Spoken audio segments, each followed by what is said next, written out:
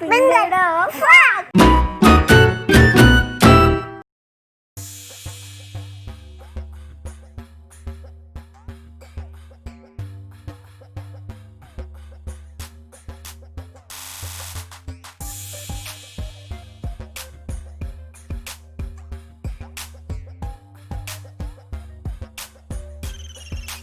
Does an electric eel really produce electric current?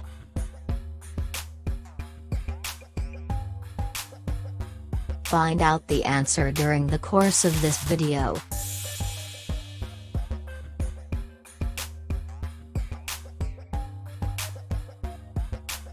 What is the longest continuous time a human has spent in space?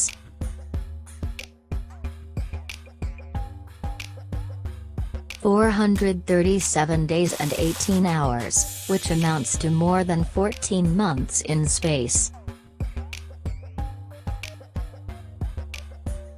This feat was accomplished by Valery Polyakov, a Russian cosmonaut, who stayed aboard the Mir space station, from January 1994 to March 1995. Selected as a cosmonaut in 1972, Polyakov made his first flight into space aboard Soyuz TM-6 in 1988. He returned to Earth 240 days later aboard TM-7. Polyakov completed his second flight into space in 1994 to 1995, spending 437 days and 18 hours in space between launching on Soyuz TM-18 and landing on TM-20, setting the record for the longest time continuously spent in space by an individual. When Polyakov retired, he had over 678 cumulative days in space, and his combined space time was over 22 months. Polyakov has won several awards for his space flight and academic achievements, including the Hero of the Soviet Union, Hero of the Russian Federation, Order of Lenin, Order of the Legion of Honor, and the Order of Parasat.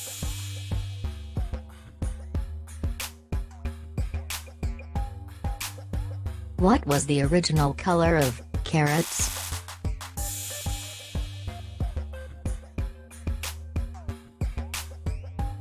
Answer: purple or pale yellow. Carrots are known for their distinct orange coloring. However, they weren't always this way. Dating back to the 10th century, the carrots were originally purple or pale yellow.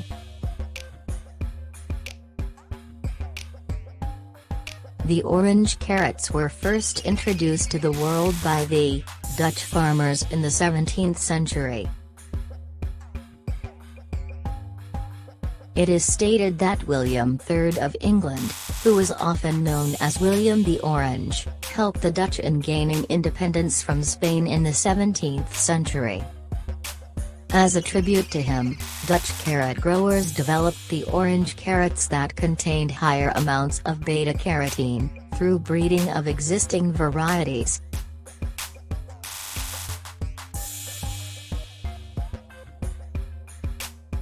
Which is the hardest substance in the human body?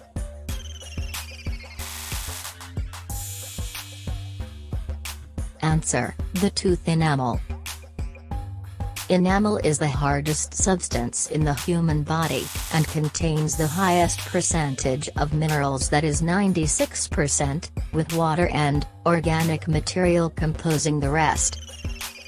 The primary mineral is hydroxyapatite, which is a crystalline calcium phosphate.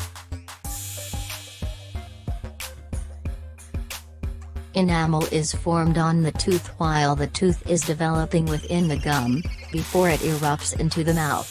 Once fully formed, it does not contain blood vessels, or nerves. In humans, the enamel varies in thickness but averages up to 2.5 mm at its thickest part. The color varies often from a light yellow to a grayish white.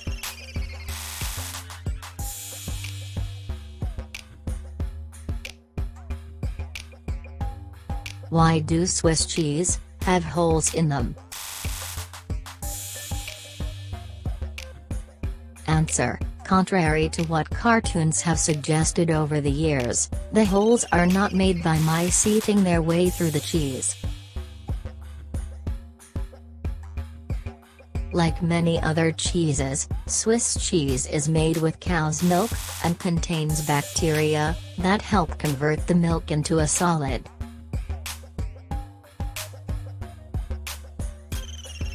What makes the holes in the Swiss cheese is additional bacteria called Propionibacterium frudenriche subspecies Shermanii, or simply known as P. shermanii for short. These bacteria releases carbon dioxide when it consumes the lactic acid, and forms bubbles. The bubbles don't just disappear, they form little air pockets, resulting in the holes of the Swiss cheese. The size of the holes can be controlled by cheesemakers, through the acidity, temperature, and maturing time.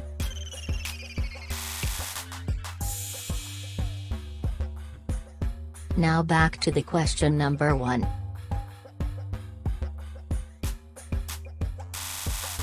Does an electric eel really produce electric current? Answer: yes. The electric eel get their name from the enormous electrical charge that they can generate to stun their prey, and dissuade predators. They live in the murky streams and ponds of the Amazon and Orinoco basins of South America, feeding mainly on fish, but also amphibians, birds and even small mammals. Despite their serpentine appearance, electric eels are not actually eels. Their scientific classification is closer to carp and catfish. Electric eels generate their electric charge using about 6,000 specialized cells known as electrocytes, that store power like tiny batteries. Thousands of these cells line up and run in rows along the length of the eel's bodies, making up around 80% of the eel's meter-long body. They direct the movement of charged particles, called ions, to generate electricity. Tiny tubes connect these cells like pipes. Most of the time, these channels let positively charged molecules, ions, flow outward from both the front and back of a cell. But when the eel wants to impart an electric shock, its body opens some of the channels and closes others. Like an electric switch, this now lets positively charged ions flow in one side of the channels and out the other.